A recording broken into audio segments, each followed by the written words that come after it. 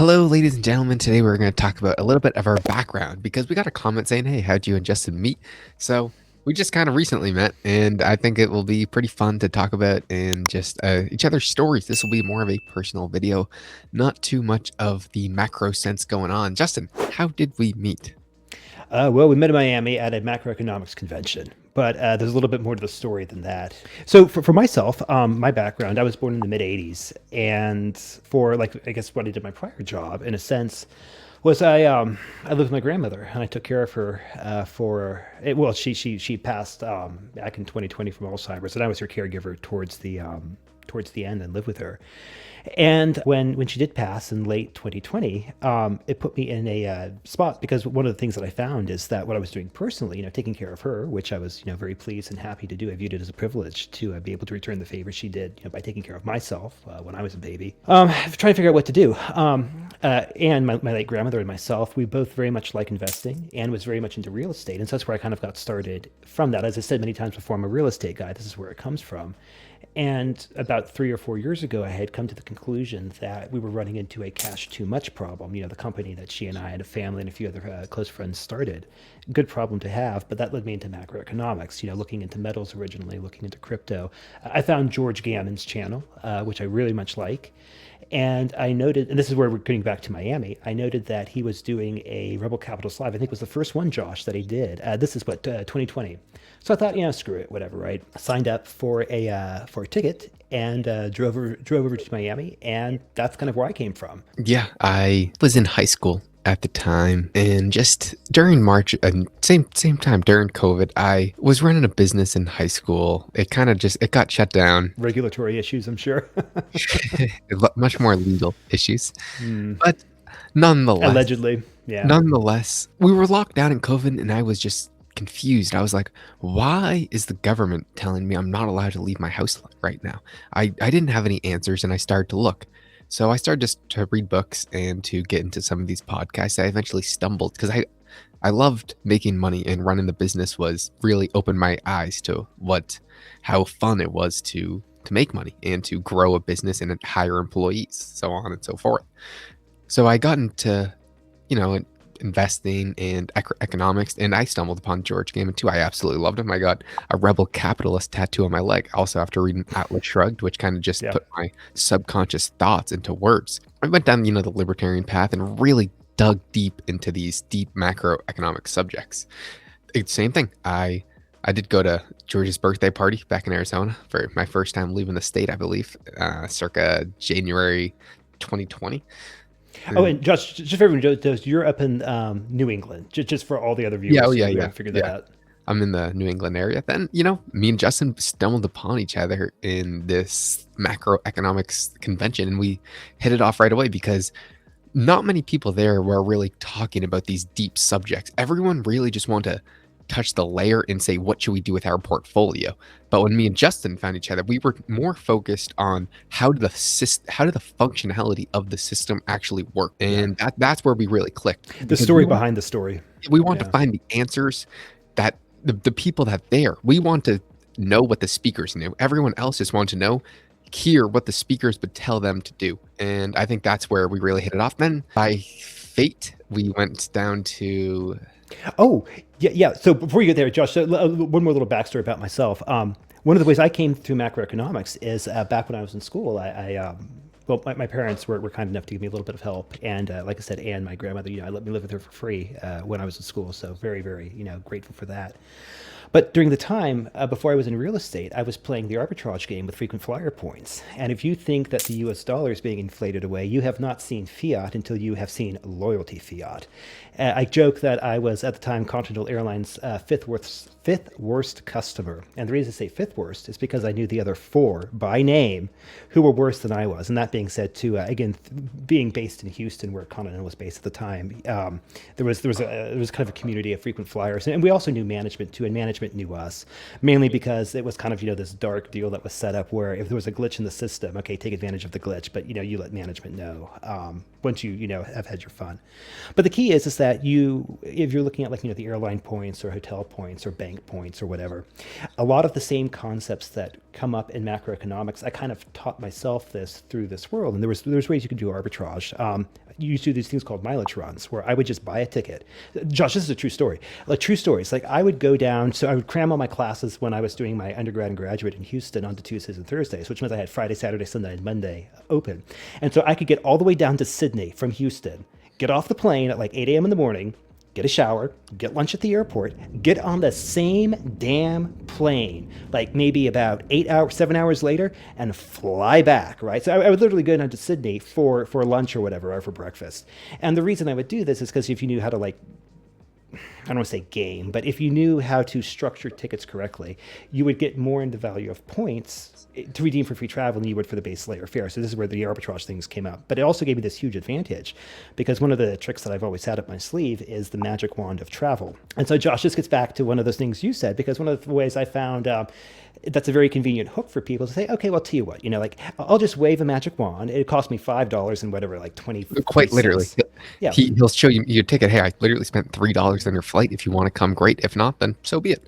You just wave the magic wand? Yeah, it just disappears. And so this is the point where I think after the conference, what was it? Oh, Manarino. It was Manarino. Manarino's 4th of July. That's what it was. Justin was just like, hey, you want to come? I was like, I really don't have the money for this. At the time, I was kind of just working a regular job. I was still in high school. And he was just like, after we were still talking a lot because we would watch these videos and we would talk about them after and say like, hey, dude, like we were trying to, because two heads working together, as you can see, is just much better at solving a problem than one. Yeah. So he was just like, hey, I'm going to be down here. I bought a ticket, an extra ticket. It cost me $3. If you want to use it, you can. If not, so be it. Yeah. And along the lines, I think what it was is I had something to do in Phoenix. I feel like there was some business. You were driving through Phoenix. And I had to ITM. I had to talk with ITM. Yeah. So Lynette Zhang's team, he was going to buy some gold or silver. And I happened to have George Gammon's personal email because I had that Rebel Capitalist tattoo and I showed him and he wanted me to send it to him. So I said, hey, Justin, I'll see if I can get a dinner with George, Mr. Gammon. And in Phoenix, yeah. Phoenix. And I was nervous. I was really nervous. But Justin was just like, hey, if you don't ask, the answer will most certainly be no. If you do ask, it will just most likely be no. But we were fortunate enough to get a dinner with Mr. George Gammon, which was very, very nice because he was my personal hero. I quite literally had a tattoo of him on my leg. Then we drove down to Vegas, where we drove up, yeah. Yeah, Manarinos. And you couldn't get in because you were under 21. I was so I couldn't even get into the club, but I didn't care at all. I was still a great time. But here's where some funny shit goes down because I was in high school, an 18-year-old kid. Justin's a 37 or 2017-year-old dude. Both of our friends were busting our balls. So the optics were horrible. It is weird. So for my friends and family, they were like, wait a minute. You were just in Miami at a macroeconomics conference with a bunch of old men, and one of them asked you to go down to Vegas with him for a weekend. That's no alarm bells went off. Yeah. I was like, all right, shut up. Like, I don't care. Like, because obviously they didn't understand. They'd never met the guy. I would be sussed out too if my son, let's say, said, hey, mom, I met a guy down in Miami, and we're gonna go to Vegas together. I failed as a parent. He's only 37. Failed as a parent. and Justin, I think I was 36 at the time, but yeah. What were you? There's one good friend that I have who's out of Michigan, and like this guy is. I joke that he's one of the smartest, wittiest people that I've ever met. Started his own business, works harder than I ever will. I mean, I just tremendous amount of respect for him. But he's got an like his tongue is like vicious. And I was like, oh, damn it. I've got to get for this. Because the real bombshell was like after doing this. So this was the time we were still like kicking around the idea of the channel. And just for some personal backstory on my side, when Anne passed, there was a company that she had to hold her real estate holdings in, and it fell to me to basically deal with the management. But in order to explain the strategy that I was charting for the company, I had to be able to impart the macroeconomic lessons that I had learned. And if you have it up here, as Josh was alluding to earlier, great, you can know a lot of stuff internally, but can you articulate your thoughts? Can you speak clearly? Can you, speak persuasively? Can you actually understand it and understand it to a level where you can teach and have others understand it? So my thinking on this front was, well, listen, Josh, if you and I start a channel together, it gives me practice. It helps me explain and understand and articulate all these things. And so at the same time too, the other thing that was going on behind the scenes, and this was the real bombshell that dropped, is myself, my friend from Michigan, I've got another good friend who lives in DC. We kind of would do like these yearly like trips overseas, because with the frequent flying game, you can redeem these your points for first class and all this other stuff. And so there was a promotion with Emirates where we had redeemed a bunch of first class tickets because the window to redeem was closing. So you want to like cash out while you still can. And so we were all going to go to Dubai. And it just so happened we were flying from Boston, just to the way that the points things worked. We were flying from Boston. It was like September 1st or whatever. Yeah, over to Dubai. So I sent Josh a text because I had screwed up my ticket, and originally I would be gone about like a week or so, but just due to airline shenanigans, I was gone 2 weeks, which was a hell of a long time. And my buddies would be there for the first week, but I'd be for the second week doing nothing. I thought, well, this seems like a useful thing where if Josh, if you want to get started on trying to do some videos, I'll wave the magic wand, magic you up a ticket. Again, like if you want to fly over to Dubai, knock your socks off. If not, just let me know. And like that, ticket will disappear. So that was probably when I had to have that phone call with my buddy up in Michigan and my buddy in DC. I was like, yeah, and I might have one extra person joining us. Yeah. There was Yes. and I knew it was going to happen. I knew the optics were going to be horrible, and the only way you get it from what they'll say, because it is obviously as brutal as I've met Jeff, his friend from Michigan. He has a brutal tongue, and he's not afraid to use it. And he'll say it when we're there, and it's just funny. We're just busting. That's what guys do. You bust each other's balls. Yeah. Anywho, the only way you can get it from you have to overload. You have to agree, amplify, and just overload it so they can't. Me and Justin, neither one of us said anything about this. I thought I didn't think he I didn't say anything. He didn't say anything till further down the line. But whenever any of my friends were like, "So wait a minute, your friend, he's flying you out to Vegas or whatever," I was just like, that's my sugar daddy. Like I just went with it. Like because if you don't overload them, then they'll try and hammer down on you. So you have to exaggerate even what their wildest dreams. You agree and amplify. You overload the thought process to get in front of it. So then after we went to, I couldn't even get into the meetup, but I didn't care. Then after the meetup, we were still interested in making these YouTube videos. So Justin was going to come down to the New England area, and we were going to try and... Oh, that's right. Yeah, because I was up in Boston. Yeah. Now I remember that. Yeah. You came down here, and we tried to make we made the fucking shittiest video you could ever imagine. Like, I don't even... I think it's up on... It's probably our first video or whatever. We were just... I don't know what we were. Please tell me that's not up. We're not going to delete anything. The real goal was because... At that time, I started to work for George Gaming. I was already working for him online, and he basically asked me, "Hey, you want a job?" I was like, "Are you kidding me? Yes, I want a job." And then, so me and Justin, it was a little bit before the Dubai trip, because I was like, "Buddy, I don't know how my parents are gonna feel about me going to Dubai real quick. So let's." He was like, "I'll come down. I'll talk to him or whatever." And either way, I told my parents, "Fuck off. I'm doing whatever I want because I'm a grown man."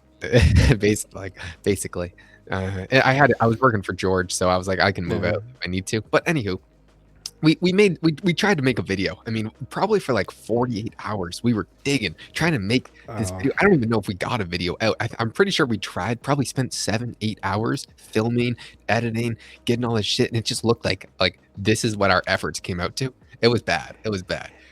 Yeah. Then, I do remember it was like, oh, we'll do a whiteboard video one day, then we'll do another white. It's just like we'll do so many. Oh God, yeah. It was hard. It was hard, but it was still worth the trip. Then we just started to kind of talk. We would just hop on the phone, talk for a few minutes, then upload a video.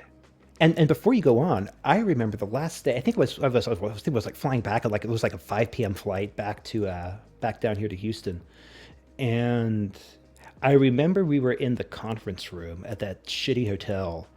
and we were going over bank owner equity. Do you remember that? Like Yeah, that yeah, was the yeah. first time. Like because I kept harping on that. Like no, like Josh, this is important. This is important. And myself, this is an example of when you're forced to think through this stuff. And since then, like this is where this was the genesis of all the collateral bitching that Josh and I do. Why it's so important. And I think it will have an important role to play. But anyways, yeah. So that was that, and then That was like August of this summer. This was this August, yeah, no, 2020. wait, was it? No, it was August of 2020. 2020. Oh, No, yeah, yeah. No, it wasn't. no, it was It was 2021. August. It was this past August. Yeah, August. it was 2021. Yeah, and then you went to Phoenix, right? After Yeah, that? and then we had to cancel the Dubai trip. George, I was working for him online. He said, "Hey, do you want to come work for me full time down in Arizona?" I was like, "Absolutely." So I packed my bags, moved down to Arizona for a while, which was closer to Justin, and we just started to crank out these videos because George Gammon, it has a massive following, and he is Yeah, an expert at these YouTube analytics and forcing retention. The goal of YouTube simply is to force people to watch a video for as long as possible. A video like this is people are not going to watch it the whole way just because a video like this is to build an audience and to make you guys know us. But the majority of people are not going to want to hear our personal story. It's just the way it is because they have no connection to us, nor do they ever feel the need to get one. They want yeah, the value that we provide. Let's say we make a video about GME and how it will potentially create a squeeze. People would say, okay, I'm going to get value from this video, therefore I'm going to watch it. You watch it fully. But a yeah, video like this is more so just for me and Justin to have fun. George knows all this, and I got to see it firsthand and watch him do everything. Therefore, I had a massive edge understanding the purpose and how to make these videos. We still don't. We have a super small following, but basically me and Justin were just like, all right, let's make these videos. Our 100th video will be better than our first, and our 1,000th video will be better than our 100th. And that's kind of just the steps we've been taking and just trying to make the best content as humanly possible. yeah. And I think the other thing too is like on like just for me speaking personally, beyond just the immediate like macro and like kind of like having to act as like a trustee for resources or for family resources and being able to explain my decisions in a cognizant manner. Like there's some other like very high level goals that I have and kind of like not I just say they keep me up at night, but Josh, I've talked with you a lot about this, but the concept of passing on values and traditions from one generation to the next generation, that's very near and dear to my heart. I don't think we've got a very good mechanism for doing. We've got some mechanisms, but the mechanisms we have I don't think are very good. If you've ever seen, probably the videos that I'm most happy with are the Codem videos, and occasionally like the philosophical ones, like the NPC video. Like, Yeah. that took forever. I have a new found respect for everyone who can animate. But of course, those videos, like I mean, it's not Yeah, no, talking about GME, but it's just to be expected in terms of that. But that's probably one thing that I find particularly filling or very fulfilling from this is being able to. Something that I gain, and I think that anybody could derive absolute massive amounts of value from doing something like this, even if you don't want to post them, just making these videos, just because all we're doing all day is consuming this content. And Yeah. right, you kind of understand it, but you don't know how well you understand something until you express it. And once you express it, I guarantee you, you're going to dig 10 times deeper into the topic than you could even imagine. Most of the time, let's say for these Closing of the American Mind videos or these NPC or these GME or any of these macro videos that we do, we have a slight goal. We'll just basically, sometimes we'll prep, sometimes we won't, but during the video, we'll have these light bulb moments and we'll connect dots that you would Yeah. not connect if you were not expressing your views. If you were just thinking about them, I guarantee you we would not have the same level of intellect that we do now today. And I know, speaking personally, making this YouTube has had a massive increase on my like health as in general. Just I, Yeah. if let's say for an example, let's say you go to the gym, and after the gym, your body releases these endorphins that drive. It makes you feel good after you get a great workout. You're like, wow, I feel great. I can't wait to do this tomorrow. My mind is clear. Everything feels good. Your body is amazing, but the same thing right now when we're making these videos, we're working out our mind, and you get those same endorphins that spike after you make a video. So it is just, you see a massive impact on all aspects of your life, at least Yeah. me personally. Also, one of the things that I take away from it is I do my best to try to speak slowly and to enunciate the last letters on the word because sometimes I like to talk really fast. Justin, So he usually talks in 2x speed, and he slows it down for the videos. But if you get him a beer, oh no, he doesn't drink. He only drinks fine champagne, comp teas, and Dom Perignon. It's what the I airlines serve. It's what the airlines serve. Of course, it's I'm what I a drink. Justin turned me into a Billicard type of guy, but Billicard. Billicard. Billicards. I- if you get some champagne in him, he'll talk so fast you don't even you'll have to try and slow it down. One of my best friends, the mom's side is Persian, and the running joke, because they came over from Iran when the Shah was deposed, and one of the running jokes, because they all speak Farsi, but they all speak English very well too, and the running joke on that side of the family is, the day that we can understand every word that Justin says is the day we are fluent in English. So I take that as a compliment of sorts. So Yeah, that's pretty much where we are today. Right now, I'm not gonna give away all our personal details. I'm currently working online for Mr. Gammon still. Justin, he does real estate. He works something like that. I've seen him getting business cards with the title being Gentleman of Leisure, but I don't know if that's a little too on the nose for a little too obnoxious. Yeah, But so he has a very relaxing life as at the moment. I do as well. I definitely cannot complain in the situation that I'm in. I'm currently 19. Justin is closing up on 38, I believe. So we will see where this takes us. although it's pronounced 2018 because you never turned 30, yeah, right? maybe 2020 or 2021. That is for Yeah, sure. just 28, 29, 2010, 20, etc. Yeah. Yeah. So guys, I think that's pretty much where we are today. If we continue making these videos a few years down the line, then we will make an update video on where we have traveled. I guarantee I'll make some predictions on the channel. We hired an editor. That was our next big step that we did. Mark, he's doing a great job. And hopefully we'll hire a few more employees once we start to make money. Because if surprisingly, when people say you have a shitty mic, you go out and buy a mic, that hurts your pockets a little bit. So eventually we'll hopefully make a few dollars from YouTube and expand and hire some more employees so we could make the best videos as humanly possible, because that's what I really love. Let's say we could talk to these great people. Let's say if we start to make some money, maybe we can interview Doug Casey. We could fly down to Uruguay, have dinner with him, and interview Doug Casey or Grant Williams or some of our personal heroes, Rick Rule, Jim Rickards, just these people who we look up to massively, and we would love to speak to them. Pi-Fi, we got to interview him, and me and Justin watch his channel all the time. Yeah. So Pop a pickle. yeah.